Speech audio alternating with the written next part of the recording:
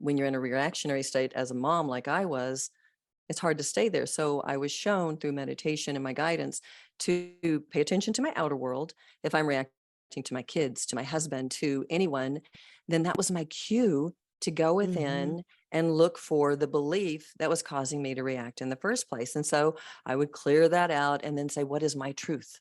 What is my truth? Well, as I committed more and more to standing in my truth, the more clarity I got, the more intuitive I became, the more peaceful I became, the more loving I became. I mean, it was just, it changed everything. So for me, even my first book is called Retrieving the Gift of Love, Message Sent, Retrieving the Gift of Love. And it was about seeing every situation as an opportunity to go into my heart and to love myself, to awaken my heart. Right. And that's what it became for me. And so it's been so magical to do that. And as you were talking about, how things show up, as I did this, all I would have to do is, if I was in emotional chaos in any way, is just set that intention of it being healed and to feel the feeling and then surrender. Now, there were times I didn't surrender very well, and it might take months and months for an answer to come. But as I continued to practice this, the time span got like this. Oh, there's something that needs to shift here. Let's shift it. And, and to see that we have that kind of power to create change. And I think that's where people are, we're into such a quick fix in our society that, we're not willing to say, okay, I'm going to commit to this and do this and continue to love myself, stand in my truth and see the changes happen. And if people would just realize, you have this kind of power. You have this kind of power. I never thought I did. I was the number one victim. Oh, you're doing this to me. You're doing that to me. Well, you're going to create more of that, right? And that's what I was doing. But as I loved myself more and more and more, I felt worthy because I was treating myself as if I mattered.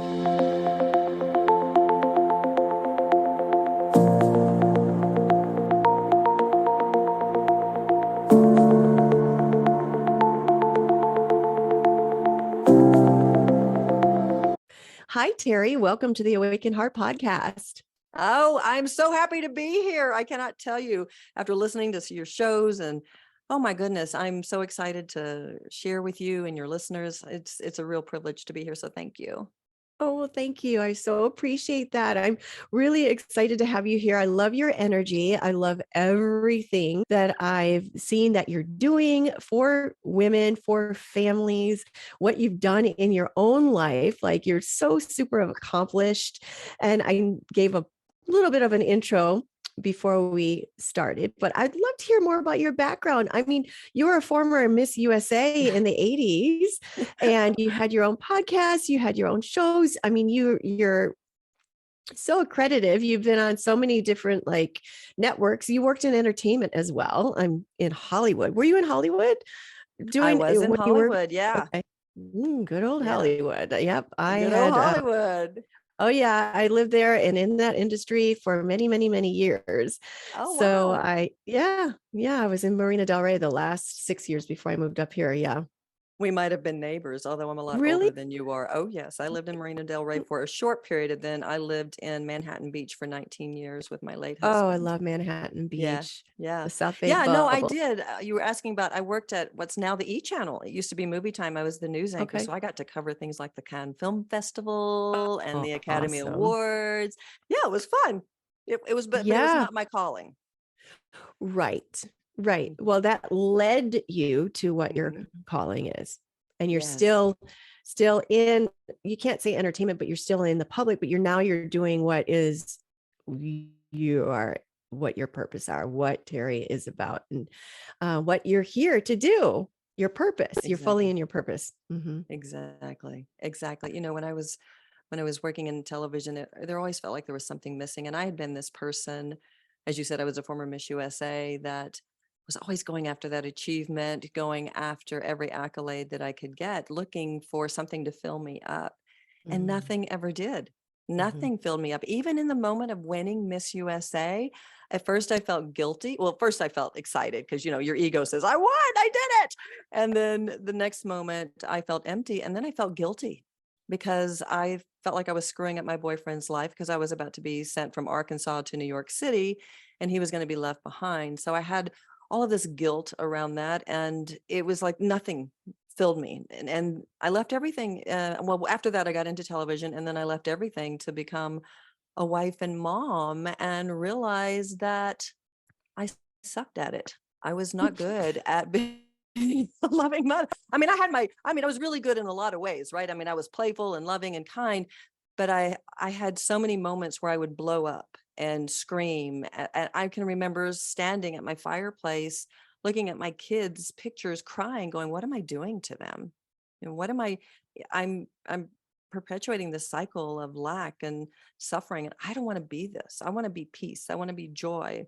And then my dad died in 95. And I said, I watched him. He had lost everything in bankruptcy. He had become an alcoholic. He pulled away from all of us. And I realized that I was like him. I didn't have a lot of forgiveness for myself. I didn't feel worthy of receiving love. And I was always performing. So I said, no more.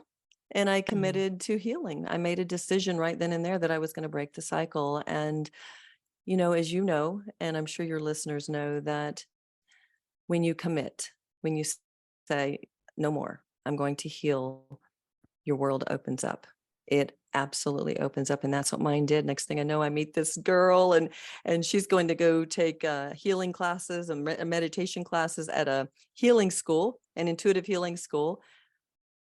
She asked me if I wanted to go. I didn't know her. I said, sure, I'm in. Next thing I know, I'm taking healing classes, meditation, and intuitive training. And my whole world opened up because Mhm. I said I wanted to do it differently for my family.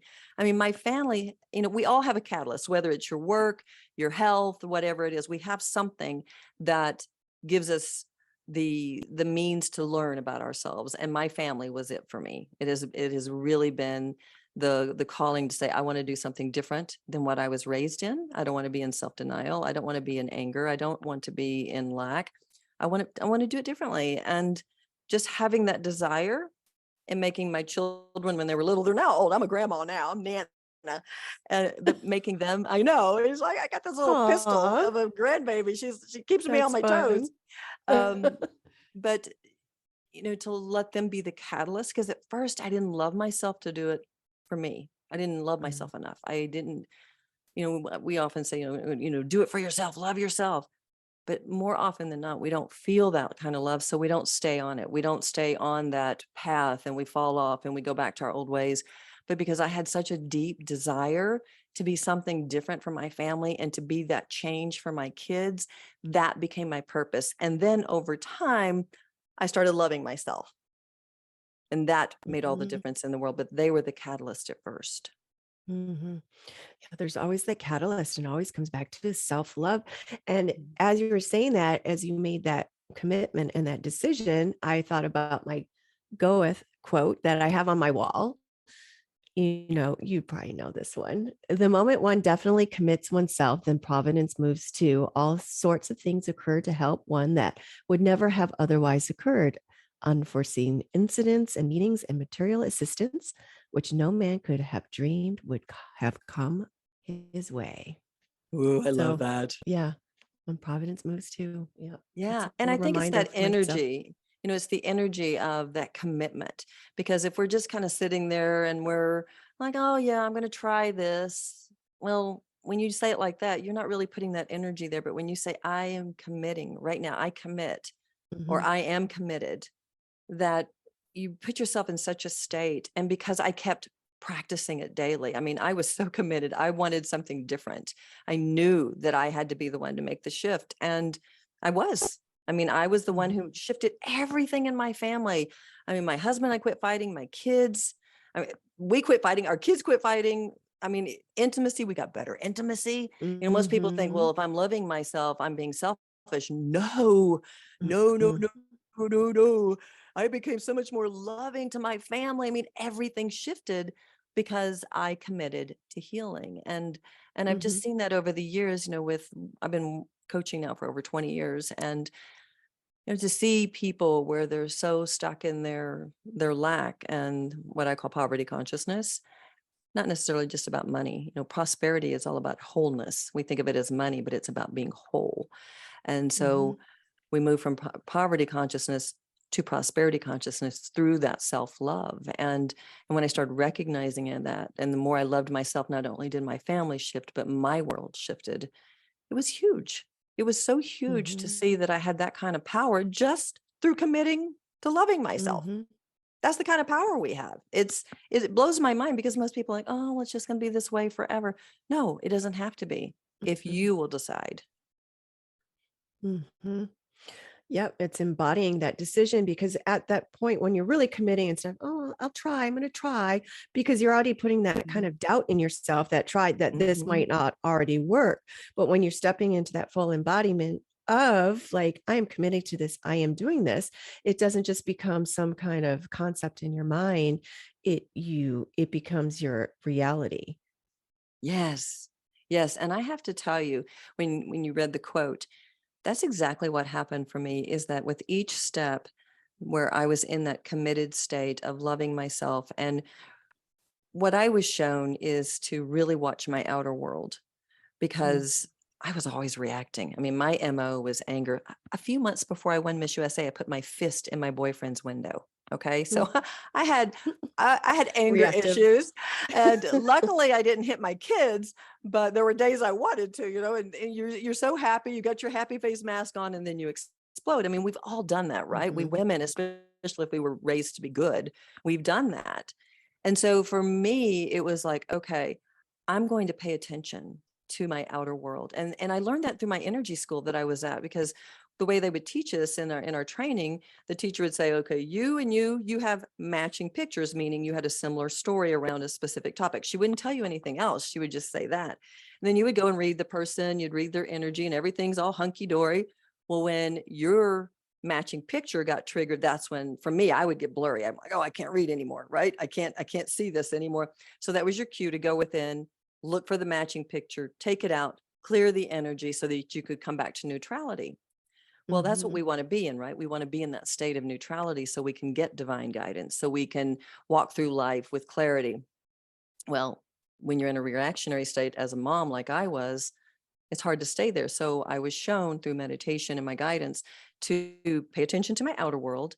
If I'm reacting to my kids, to my husband, to anyone, then that was my cue to go Mhm. within and look for the belief that was causing me to react in the first place. And so I would clear that out and then say, what is my truth? What is my truth? Well, as I committed more and more to standing in my truth, the more clarity I got, the more intuitive I became, the more peaceful I became, the more loving I became. I mean, it was just, it changed everything. So for me, even my first book is called Retrieving the Gift of Love, Message Sent, Retrieving the Gift of Love. And it was about seeing every situation as an opportunity to go into my heart and to love myself, to awaken my heart. Mhm. Right. And Mhm. and that's what it became for me. And so it's been so magical to do that. And as you were talking about, how things show up, as I did this, all I would have to do is, if I was in emotional chaos in any way, is just set that intention of it being healed and to Mm. feel the feeling and then surrender. Now, there were times I didn't surrender very well, and it might take months and months for an answer to come. But as I continued to practice this, the time span got like this. Oh, there's something that Mhm. needs to shift here. Let's shift it. And to see that we have that kind of power to create change. And I think that's where people are, we're into such a quick fix in our society that, we're not willing to say, okay, I'm going to commit to this and do this and continue to love myself, stand in my truth, and see the changes happen.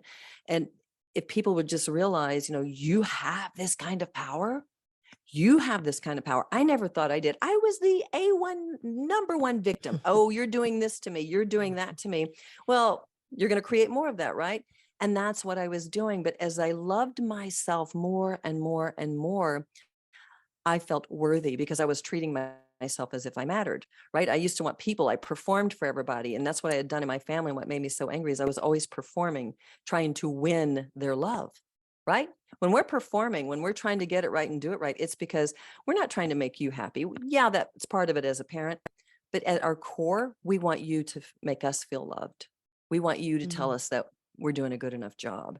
And so when I recognized that and said, I'm not performing anymore, I'm standing in my truth, wow, I started feeling worthy because I was taking ownership of my happiness. I was taking ownership of my life rather than, feeling like everyone else was responsible. And you look at our world right now and you see the division Mhm. that we've had, and people are pointing fingers. Everybody's been in survival mode, right? Everybody's in survival mode. And instead of saying, wow, what's the gift? What's the gift here? What is this outer world showing us about our inner world?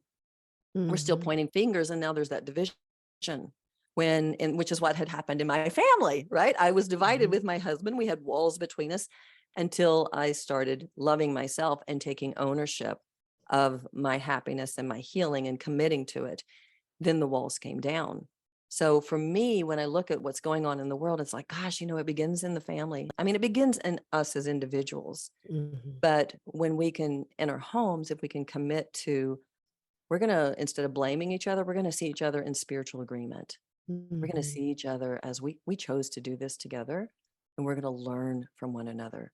We're going to use each other as an opportunity. When I react to you, you are my gift to go within and love myself unconditionally, to treat myself as if I matter, to nurture myself. And then in that state, we're raising our worthiness. So now in that higher vibrational state, you attract things to you that are positive, and the whole dynamic of the family shifts, but it's also how we shift our world. Mhm. And I could just talk and talk and talk. Do you have a question? No, I love that because if families can really integrate this kind of learning and being into their family structure, especially for children nowadays. There's so much going on. Like they've got tablets in their hand, they're learning about stuff like just online, this TikTok thing and all that. Like they're learning things the wrong way. And like all this societal pressure and all this division and all this programming in schools. Mhm. So if you start in this family structure with these basics for your spiritual, your alignment and how you relate to the world and all that, taking ownership and responsibility and feeling love and worthiness, then they're going to go out into the world and create a whole different world than what we are seeing that's happening now. Right. And if these schools would at least embrace this as well and teach this instead of some of this silly stuff that they're putting in schools now, like I don't even want to go Mhm. into some of the stuff they're going Mhm. going into Mhm. now.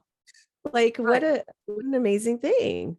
It would be. And you know what's so interesting is that I was that overachiever, that A number one overachiever, always looking for that thing to fill me up and thinking that if the harder I work, then good stuff's going to show up, and good stuff did show up. However, it was fleeting. It would come and then flee. It would come and then flee. I mean, even winning Miss USA, by the end of the year, all my money was gone that I had won.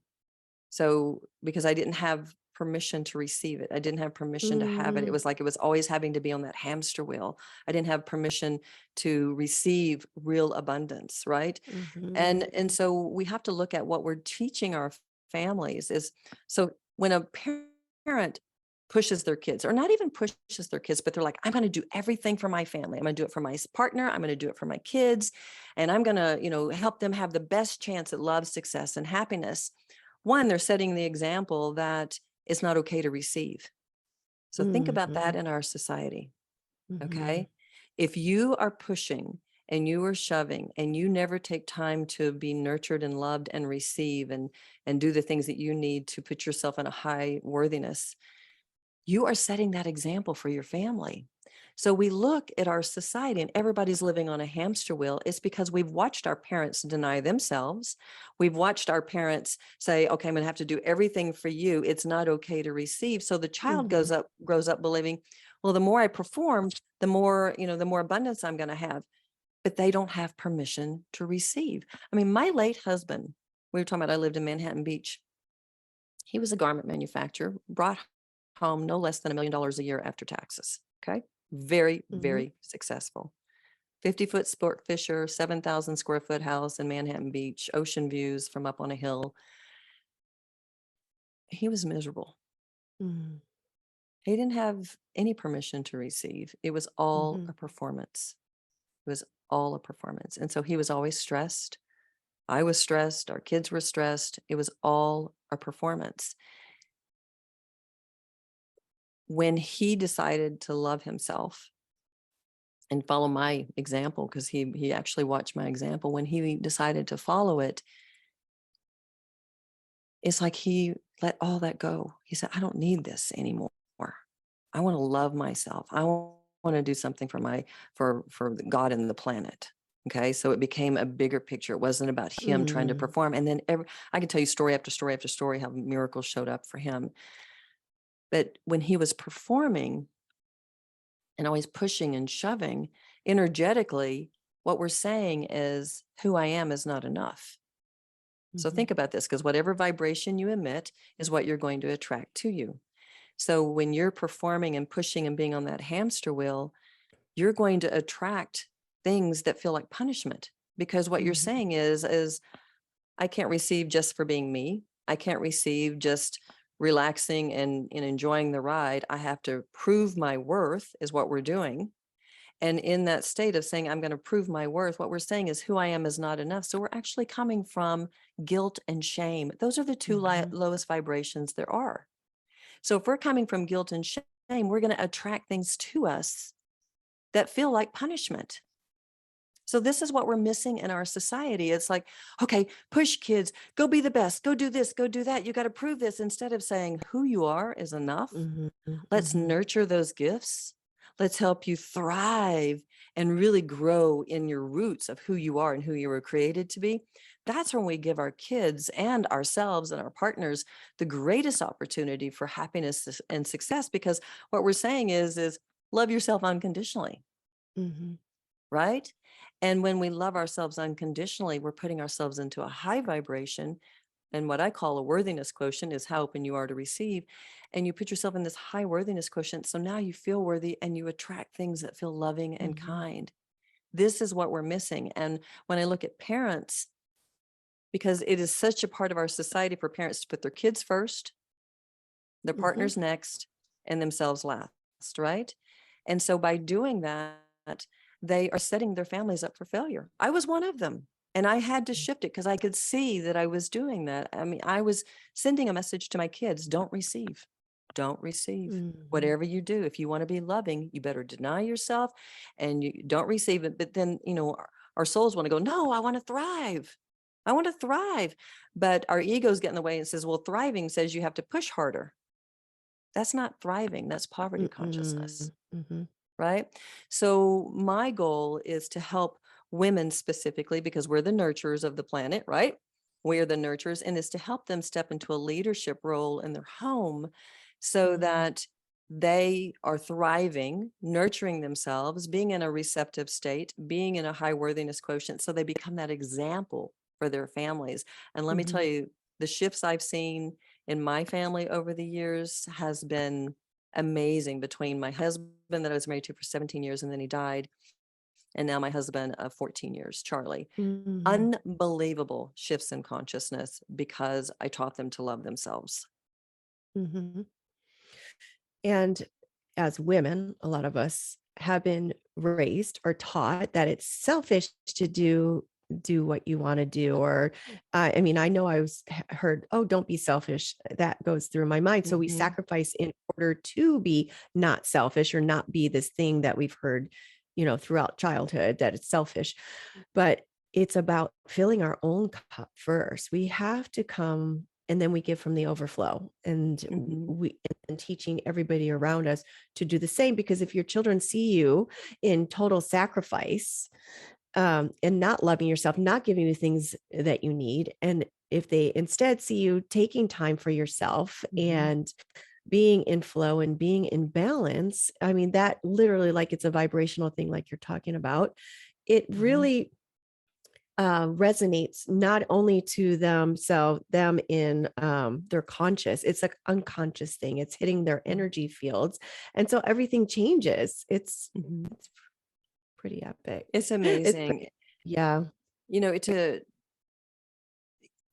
what I've seen so much, with guilt with parents and feeling like, well, I've got to do this right. And then, we started hearing about put your mask on, like you were just talking about, so that you take care of yourself and Yeah. then you take care of your children. But here's the problem is we are so programmed in our society, like you said, that you're selfish if you love yourself, that we're in a conundrum. Because if you want to create something, your vibration, that the creation of what you want to create, or the vibration of what you want to create is here. Your vibration, you want to match it, right? So that you can Mhm. actually receive this thing. What I have seen, and I've seen it in my own self and obviously clients, is because we have been so programmed that you're wrong if you treat yourself as if you matter, and especially like women as mothers or family members, that you have to put your children first, you have to put your partners first, that even though we're hearing put on your mask first, we still have guilt and shame. We still have these deep beliefs that say, I am bad, I am unlovable, I don't matter.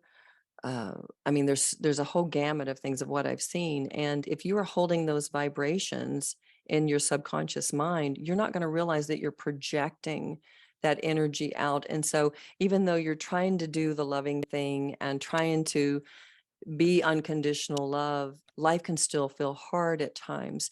So, and usually those beliefs come from our childhoods. They come Mhm. from when a parent was unhappy. And I know for me, when my mom, she had me when she was 19. She was young. She'd come from some physical abuse. So she struggled. Well, she had a stroke when she was 56. So I'm doing some healing work on her and sitting there. And all of a sudden, I heard in my ear, "You're not to blame for your mother's pain." And I Mhm. went, "What?"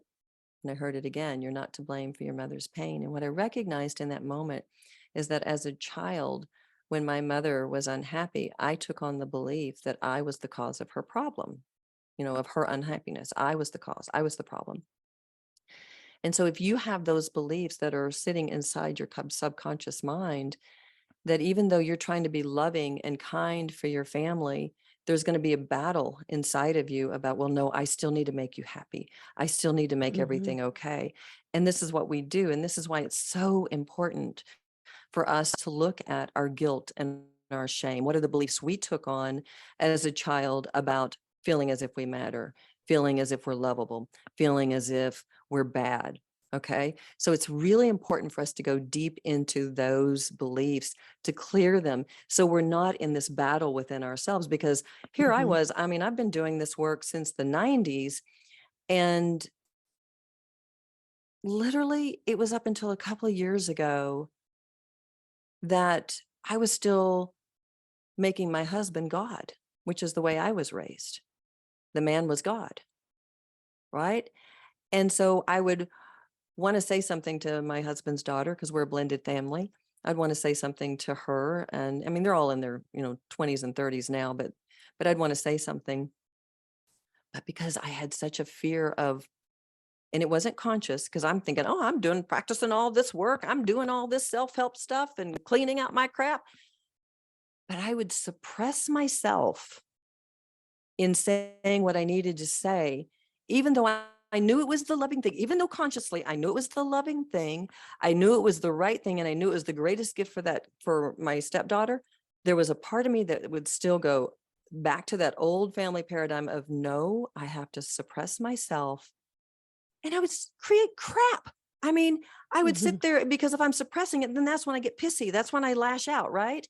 And I would create crap, even though I knew better, even though I knew that the loving thing to do is to speak my truth to this child. But because of these Mhm. old beliefs that said I am the problem and I am bad, I would have this battle inside of me. And there goes the peace, right? So it's Mhm. really important that we do the deep, deep, deep, deep work of going, am I the problem? Do I have a belief that I'm the problem? Mhm. Do I have a belief that I don't matter? Do I have a belief that says if I treat myself as if I matter, that I'm wrong? And do I have beliefs that say I am bad? And let me tell you, when you can start cleaning up those things, it's a game changer. And that's been the path for me in shifting my life and helping women shift. and even helping my husband's shift, my two husbands, and my kids, right? It's Mhm. about, really coming from that space of let go of those lower vibrational guilt and shame energies that are sabotaging your happiness, that are Mhm. sabotaging you creating a life you love, because it will suck the life force out of you. And even though you're trying to do everything right for your kids, I'm loving myself and everything. If you're still holding that, they're going to pick up the guilt and the Mhm. shame, and they're going to make Mhm. it their own. Mhm. Because it's that paradoxical intent because you think you're being one way, but it's Hmm. negating it because you're actually really believing you're the other way. And also when you're standing in your truth after clearing away all those layers, and there's so much about being afraid to speak up because we're so afraid what they're going to think of us, or so afraid that we're, going to take it the wrong way. But it's really not our responsibility if we're coming from our truth and in a loving way, how they, I mean, you want to say it nicely, but how they receive it or how they perceive it, because everyone's coming from their own perception. So a lot of people are stopped because, again, that programming, selfish, or diarrhea of the mouth. I was told I had diarrhea of the mouth. Yeah. My mom. I'm like, oh God, I got diarrhea of the mouth because whatever I was trying to tell them, it would come across the wrong way. And then it Hmm. just led and then you just start, a lot of people, myself included, would just start not speaking my truth or Hmm. not speaking up and just avoiding any kind of conflict or discord or disagreement or uncomfortable situations. So, how are some of these ways? What are some of the tools you can help women to, working through this, being able to, of course, you have to clear away the guilt and shame, all those layers, but to Right. really stand in their power and use their voice. And we need a lot of women to use their voice, not Mhm. just, in the household, definitely in the household, but in society. We really need women to rise up and Absolutely. clear away these layers and Absolutely. For me, it was so funny because I was just talking to some women about this yesterday, is find a purpose in standing in your truth and speaking and being who you need to be. And for me, that I said it was my kids, but it can Mhm. be anything. It can be, when we're not in our truth, not only are we clipping our wings, but the people around us who are watching, we're helping clip their wings, okay, from thriving. Mhm. Because when people watch our example and learn, they think, oh, this is the right thing to do. Then they suppress themselves and they don't fly. They're not vibrant. They're not alive. They don't feel worthy. When we say, I am going to stand in my truth, I'm giving myself a voice, I'm loving myself, we're flying, and we give others permission to do the same. So that's the Mhm. first thing, is find purpose in it. My children became my purpose. And because like I said earlier, so often we don't love ourselves enough to make us our purpose. Starting with, over time, as we get, start loving ourselves, we're like, well, this feels good, I want more of this, I'm more peaceful, I'm more, more loving. But in the beginning, sometimes it's hard. So find a purpose. And maybe it's Mhm. world change. Maybe you heard me talking about the division we're seeing on the planet and how it's coming from lack and unworthiness. And you say, you know what? I don't want to participate in that anymore. I'm going to commit to loving myself. Now, here's a visual that I think is really, really cool. So imagine two columns. Over here is a low worthiness quotient, and over here is a high worthiness quotient. Now, I said earlier, your worthiness quotient is how open you are to receiving love, nurturing, and support just for being you. That means no performing, no trying to get it right, no coming from guilt and shame. Okay. So when you're in a low worthiness quotient, that's when you feel agitated. That's when you feel sad, depressed, angry, frustrated. You feel like a victim. Okay. We don't want to be at a low worthiness quotient, because that's where we attract things that feel like punishment. So when we are reacting to the world and we're checking in with our feelings, or just walking through daily life, we can ask ourselves, am I in a high worthiness quotient or am I in a low worthiness quotient? Well, if you see yourself in that low worthiness quotient column, I need to get the heck out of Dodge and get over here to this high worthiness quotient column. Okay. I got to get over here. And because that over here is where you move into alignment with the way you were created. This is who you are. This is you as an expression. I call it an expression of God, an expression of love, as being a messenger of love to help yourself not only get your wings, but to be that expression for other people to watch you and learn. And so it's really key to get across this divide of lack and to say, okay, I am in this low worthiness quotient, which, by the way, is poverty consciousness. You can be making $1 million a year, but if you're holding on tight and stressing out, wondering, am I going to lose it? You're in poverty consciousness. I experienced Mhm. that firsthand with my late husband, right? So we don't want to be in poverty consciousness. We want to be in prosperity consciousness, which Mhm. is meaning we feel worthy, we feel open, we're receptive, we're in a high vibration, and now we're attracting these things to us. And the path there is having courage and committing to loving yourself. And that means every single time that you're in a conundrum of, what should I do? Should I do this? Should I do that? Should I do this? We get into that emotional chaos instead of listening to our intuition. We have to stop and say, okay, am I performing? Am I in a low worthiness quotient in this Mhm. one? Or am I in a high worthiness quotient? And we always want to choose high worthiness quotient. And we choose that by loving ourselves, which may mean speaking your voice, setting boundaries. I mean, we've talked about all of this, through the self-help world. But what's so key here is to recognize that when you're doing these things, say you're taking a stand for loving yourself, because I hear all the time, and I'm sure you've seen this too, is that when somebody is starting to take a stand for loving themselves and they feel like everybody around them is balking, they're fighting Mm. them, right? Well, they're just being a mirror to that person's guilt. Okay. Mm. So if the person is holding guilt for standing Mhm. in their truth and speaking their truth, and everybody around them feels like, oh, they're fighting them, those people are just playing their part saying, hello, you still have a belief that you're wrong for standing in your truth. You have guilt. Mm. Go in and clean it up. So when we do that, when we see those, that stuff that feels like punishment showing up, it's like, oh, I'm still holding guilt. I'm still holding shame. Mhm. I got to dive in and look at that and see what is it that I'm holding on to. Because this is what I came to the conclusion.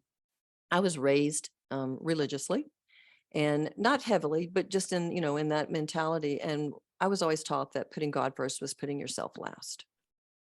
And that is a big part of our culture, that, Oh, yes, yes. right? I had to co I'm like, I thought it was the other way around, but yes. Most people think that putting God first is putting yourself last. Mhm. When But we nope. live by that belief, we are actually disconnecting from God because we're not honoring and loving the way we were created. And it is that Mhm. disconnect that causes our pain and suffering. It puts us at a low worthiness quotient. When we say, I am honoring and loving the way I was created and make that our purpose, we're actually putting God first. And in that, Mhm. we feel worthy and we open up to receive. And it's so interesting because when my husband died, this is funny because I've been working on passion, on having more passion in my life. Well, he drops dead. Mm. And I'm like, okay, this is interesting because we had just started taking a dance class. It was like passion was really starting to ignite. Well, he drops dead of a heart attack.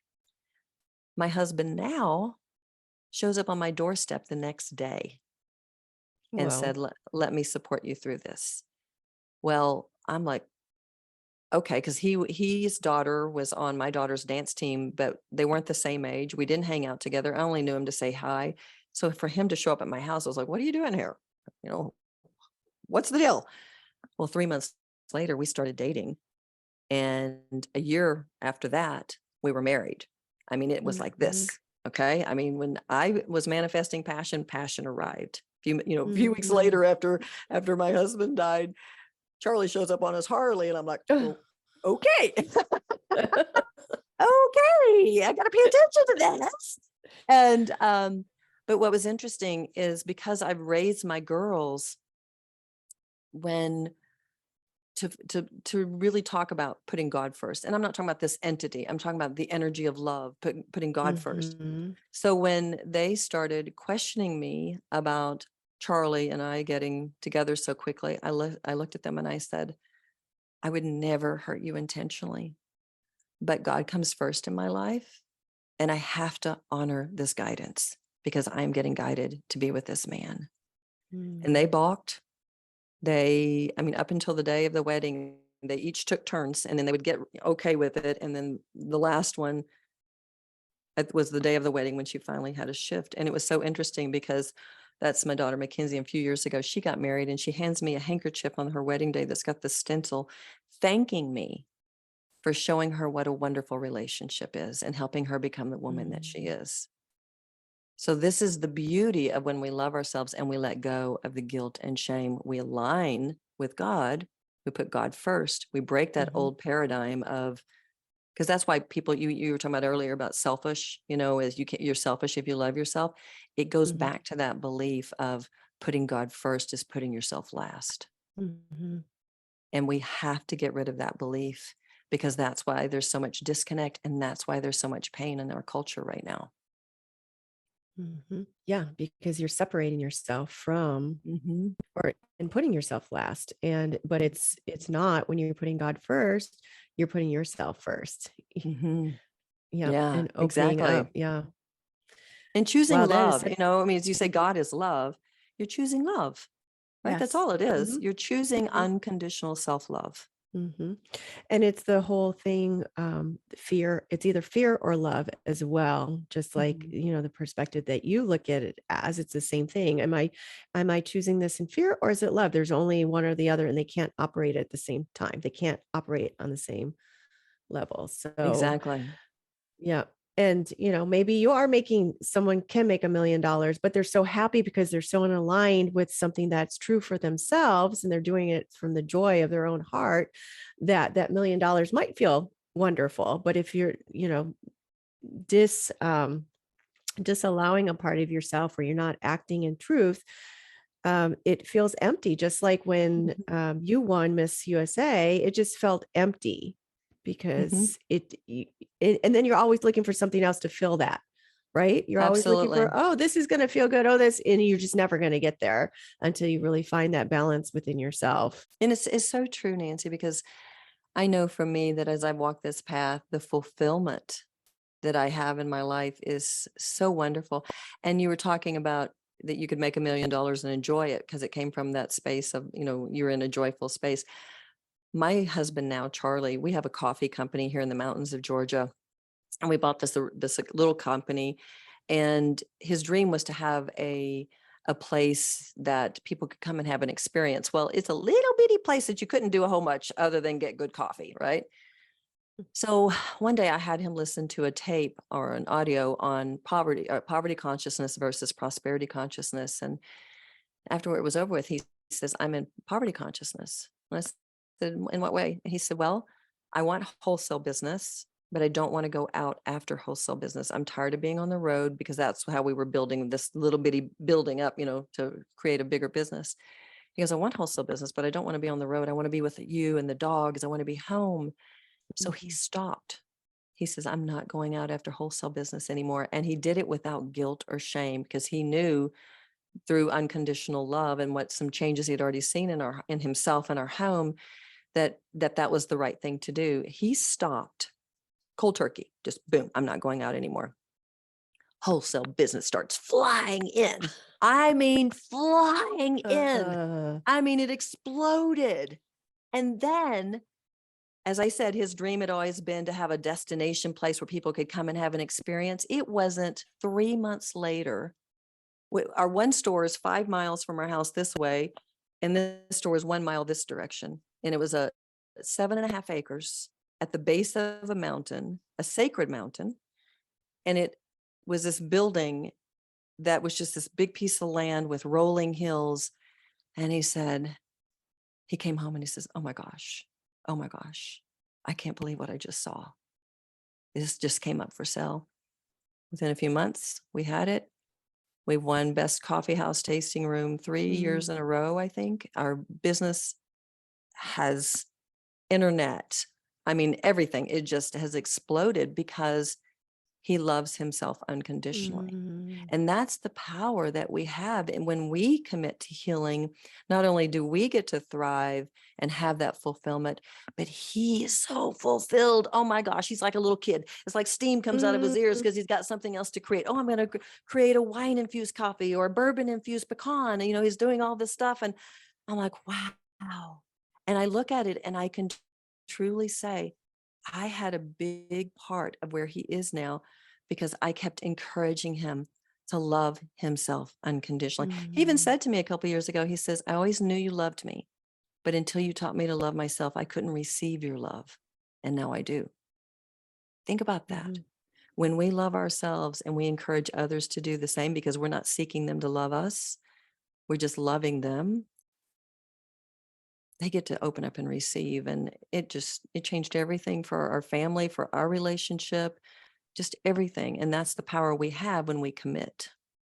mhm. Yeah, because the world is a reflection of how we are feeling about ourselves. And there's one thing about when you're in love or you're feeling that love, it's actually a reflection of yourself at your highest, right? It's your Mhm. reflection of who you are as yourself embodied in that love, and you're seeing it mirrored in reflected in the other person. And Absolutely. so this coffee shop, it's on 7 acres. So what it is, so the original store is a 700 square feet on the Chattahoochee Mhm. River in Helen, Uh-huh. Georgia. It's called Jump and Go Coffee. And then our newer place, which is now almost 4 years old, I think, is called Jump and Go Coffee Roasters and Tasting Mhm. Room. And so we have a full barista bar, we have Mhm. beer, we have wine, we have Mm. mead. We sit at the base of a mountain and rolling hills. And this mountain is called Mount Mm. Yonah. It's a sacred mountain, and we're in Indian territory. It's very ancient. I mean, there's quartz. Like, I live up on Mount Yonah, and there's quartz all in my yard. I mean, it's beautiful. The energy here is magnificent. So people Mhm. go to our tasting room and they just sit there and go, wow. Mm. I mean, it really is that magical. That So sounds awesome. everything that he wanted. And it was so funny because on our honeymoon, we saw a place in Telluride that was just a little coffee house. He goes, that's kind of my dream. And when we Mhm. got married, on the day we got married, we committed to being an enlightened family. An enlightened family meaning that we were committed to unconditional self-love and to really growing and learning from each other. So it has been so cool to see that, to see how it's affected our kids, how they're thriving, how they're practicing, and really seeing the world as an opportunity to love themselves more. I mean, my youngest daughter has had a few health issues, and a doctor that she was trying to see that she couldn't get into. She's been setting in her intentions and really holding the vision, and she got a call today that she was on the wait list, and the doctor says, "No, I wanna see her."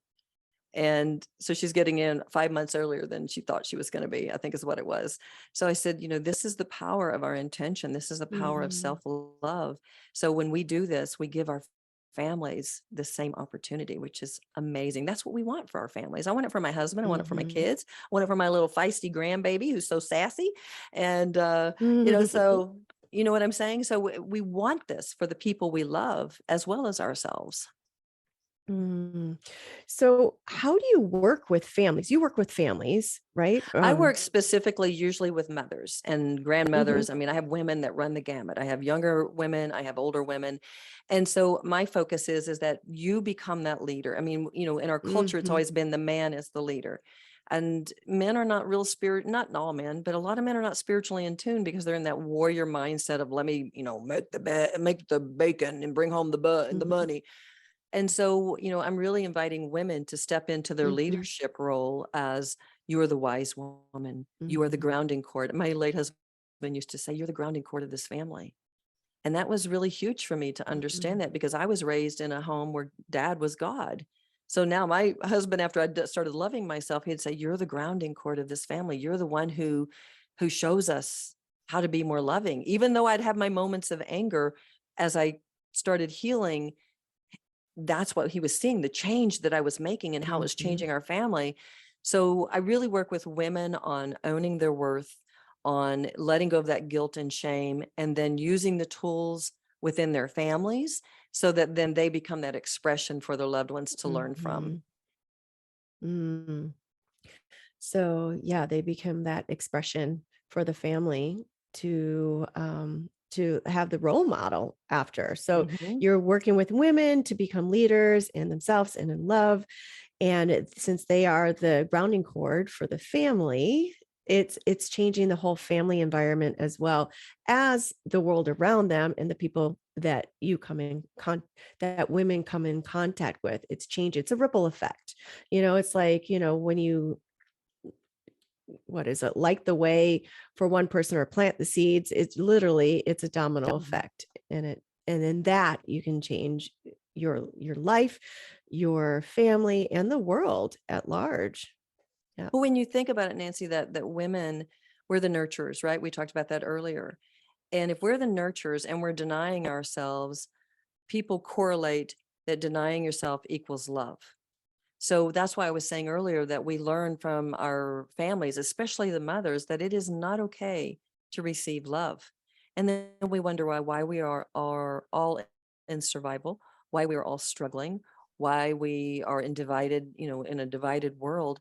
So if we want the change in our world to be more peaceful and loving and joyful and playful, we have to start it within ourselves so that it can trickle Mhm. into the homes, then it trickles into the community, and then it trickles into the world. So we truly are the change when we commit to healing ourselves and loving ourselves. Mhm. Be the change you wish to see in the world. And Exactly. it does begin with us.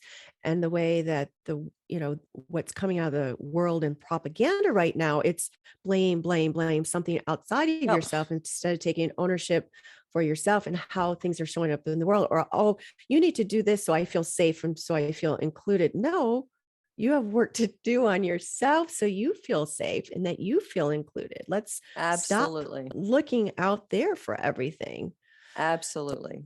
And Super the way we disempowering. feel safe is that by making that connection within and then opening up to connect to the universal guidance, to that beautiful loving Mhm, guidance and that protection and love and that high vibration. And so a lot of people are, like you said, are making, you make me safe. No, let's create that connection within. Let's find that mhm, safety net in here, open up to receive. And now we're in this high vibration so we can receive the things that love and support us. That's true mhm, safety. mhm, mhm. It would take a lot of people out of, like, being a martyr or victim Hmm. consciousness and being a victim and, into one of empowerment. I see that being such a beautiful world when the ripple effect of everyone just being the Hmm. highest versions of themselves and standing in their truth and taking ownership, like the whole world's going to change. And a lot of people are, you're teaching a lot of people this, and a lot of people are recognizing this and awakening to something Hmm. else than the status quo or whatever's been happening. So, Absolutely. yeah. Well, thank you so much. This has been so wonderful. I would love to know right now, what is lighting you up? I know you have a TED Talk coming up in January, Hmm. so I'm sure you've got a lot of energy going into that. I Do you do. have any other? It's pretty I big. It's pretty big. And I'm do. definitely going to put that in links in my show notes. So when this airs, they can definitely go and find you in that TED Talk. Thank And, you. but how do women or people or whoever you want to work with, how do they come and work with you? And do you have anything lighting you up? I know TED Talk, but do you have anything up in your life right now that is just lighting you up? Well, I'm really excited about my worthiness quotient message. Hmm. And I have a beautiful program. I have a quiz because most people say, oh, I've owned my worth. But yet then their feelings tell them otherwise, like, oh, you're out of alignment. So the quiz is just terribritt.com/quiz. And you take the quiz and it gives a breakdown on where you've owned your worth and where you haven't. It's very personalized and it gives you some points on what you can do to start shifting it. So I'm very on fire about that because this is literally like 25 years of putting things together. Because as I said, I used to work with moms. I had a book called The Enlightened Mom, won Best Spiritual Book of the Hmm. Year at New York and San Francisco book festivals. But this goes beyond moms. This goes into becoming the divine mother to ourselves. The worthiness quotient is about you becoming so divine in your connection to yourself, listening to your intuition, and just it's filled with all kinds of tools that I really see it as a game changer for people because I've already been seeing that. I had one woman that I was doing some beta testing during the pandemic, and her whole company got furloughed. And this is a woman who is a shaman. Okay. She's a shamanic practitioner. She's been practicing stuff for years, but she says, I'm going to do your course. I said, will you do it? So she did it. And again, the company had been furloughed. She carried the whole company. Business started flooding in, and she wasn't even attempting to get business because they were all shut down.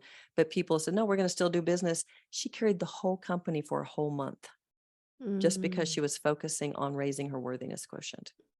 So Mm. that excites me, because when I think about people who are struggling and in survival mode, if we can get out of survival mode and into that higher vibrational mode, then we do end a lot of this crap that we're seeing. And it's a way to find peace and joy and love. And also I have a real big heart for kids. And so when I see kids that are being taught to the test in school, that they're stressed out, we have such high levels of anxiety and depression, that's because we're being pushed to perform. We're being pushed to be Mhm. something that we're not. And, if I can make a difference in that way, that's like, yeah, that feels really, Mhm. and so that's why this worthiness quotient message is really important for me. And it's super important. It's so important for kids to feel worthy.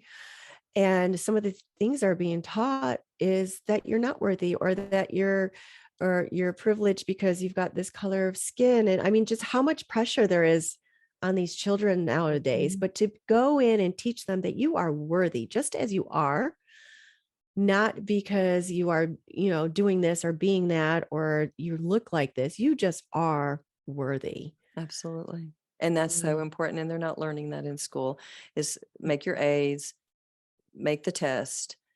mhm, We're really not seeing that. And it breaks my heart. And I've been seeing it for years. I've written letters to the school superintendents when my kids were young. And I was like, what are we doing? What are we mhm, doing to our kids? And actually some of them would agree with me, but they felt like they had no say because it was coming from higher ups. mhm, I've There's gone such to, a bureaucracy. yeah, and I've gone to teachers and said, why are you giving our kids so much homework? And I had one teacher say to me, and you have to remember, I graduated second in my class. I mean, I've done a big shift. Okay. I went to college on scholarship. It didn't bring me happiness. So do your best, put Mhm, your best foot forward, but it doesn't have to be a straight A student. Just try, do your best, try to learn, enjoy life. But I went to a teacher and said that, and she said, for every parent like you, there is one equal on the other side saying, give my kid more. mm, mhm, And those are the people that are in lack, in my opinion. Yeah. So that's where my heart is. mhm. It's in the right place. I can Yeah. see that. Speaking of hearts, well, first of all, I want to thank you so much for sharing all your heartfelt stories and your wisdom and your passions. And I love the way you come across. Your energy is amazing, Oh, and thank I you. I love everything that you're offering to women and in sense the world. So going back to the heart, I always ask this question at the end of my podcast: for what does it mean for you to live with an awakened heart? That's a beautiful question. So for me to live with an awakened heart is loving myself so that my walls come down and that the love overflows to the people around me, whether they're different from me, whether they're like me, but to see them as the spirits they are, and that we are all in this together. We're all souls, we're all in agreement, and to love the good, the bad, whatever it is that's showing up in my life, and know that it is an absolute gift to take me deeper into opening up my heart that much more. So it's really seeing everything as a gift to go deeper into love. That's beautiful. And I so see this cup with this golden and you and these golden, like rainbow unicorn stuff like flowing out into. I do. I saw this cup and I saw this like glittery, like rainbow type energy coming off of that. Oh, that's so funny. You might Yeah, have I met my did. little grandbaby, a unicorn. Yeah, yeah. I always think of that Ariana Grande. I don't know how to say her Grande. name. I think Jimmy Yeah, Kimmel, they were doing some little spoof in the car where they were singing one of her songs and like they go like open their mouth and this rainbow would come. It was funny. It was that's funny. so This rainbow funny. comes out. Yeah. That's But awesome. yes. Well, thank you so much for this beautiful conversation. Thank you. And I just hope you have a beautiful rest of your day and happy 2023. Here it Yeah, is. thank you. You too. It's going to be a great Yeah. year. I can already feel Yeah, it it's gonna be a happening. great year. Thank Me you so much, too. Nancy, for having me on. I really appreciate it. Yeah, thank you so much. Bye. Bye bye.